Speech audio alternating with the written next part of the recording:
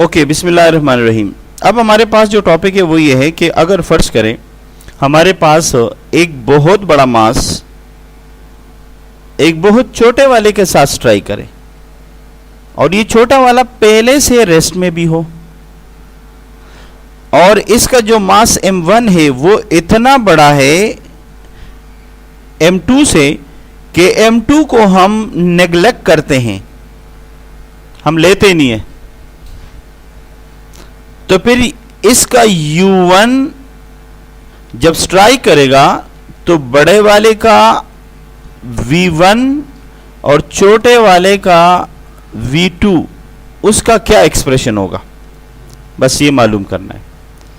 तो अगर आप वर्डिंग में लिखना चाह रहे हैं तो आप लिख भी सकते हैं कि F m1 is very very larger than m2 and m2 also at rest, then when m1 strike with m2 what should be the change in their final velocities, फिर उनकी फाइनल वेलोसिटीज में क्या तब्दीली होगी। तो हम सबसे पहले फार्मूला लिखते हैं। पहले v1 के लिए करते हैं। v1 के लिए है 2m2 u2 plus u1 into m1 minus m2 divided by m1 plus m2। जो एक्सप्रेशन यहाँ नजर आ रहे हैं आप इस एक्सप्रेशन को देखें, यानी m1 मौजूद है, m2 ख़त्म हो जाएगा क्योंकि m2 को हम ख़त्म कर रहे हैं, हाँ, और साथ साथ u2 भी ख़त्म हो जाएगा क्योंकि u2 भी उसने कंडीशन दी है कि वो ज़ीरो है। लिहाजा अगर ये ज़ीरो है तो ये पार्ट भी ज़ीरो हो गया क्योंकि u2 है। अगर ज़ीरो के साथ लगाऊंगा v1 equals to 2m2 into zero plus फिर u1 आया और यहाँ पर देखें m2 ज़ीरो है तो ये पार्ट ज़ीरो हो जाएगा और आपके पास m1 रह जाएगा। नीचे क्या बचेगा, नीचे m2 ख़त्म हो जाएगा और ओनली m1 बच जाएगा। इसका मतलब ये हुआ कि v1 आपके पास जो एक्सप्रेशन है ये तो पूरा ज़ीरो और ये u1 m1 हो जाएगा, u1 m1 divided by m1, ये दोनों ख़त्म। v1 बराबर रहा u1 के। इसका मतलब ये है कि आपके पास ये रहा v1 बराबर रहा u1 के। अब आते हैं ज़रा इसकी दूसरी इक्वेशन की तरफ, देखते हैं कि इसका दूसरा इक्वेशन हमें क्या रिजल्ट दे रहा है।